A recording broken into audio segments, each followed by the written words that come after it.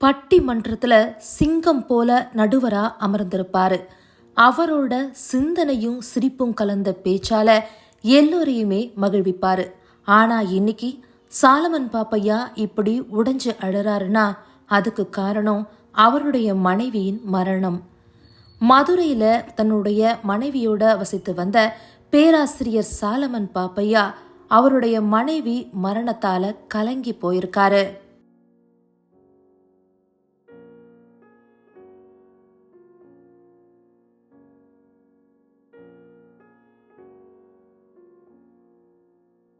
பத்மஸ்ரீ விருது பெற்ற பிரபல பட்டிமன்ற நடுவர் பேராசிரியர் சாலமன் பாப்பையா அவருடைய மனைவி ஜெயபாயோட மதுரையில வசித்து வந்தாரு. 88 வயசாகக்கூடிய ஜெயபாய் வயது மூப்பு காரணமா காலமாயிருக்காங்க.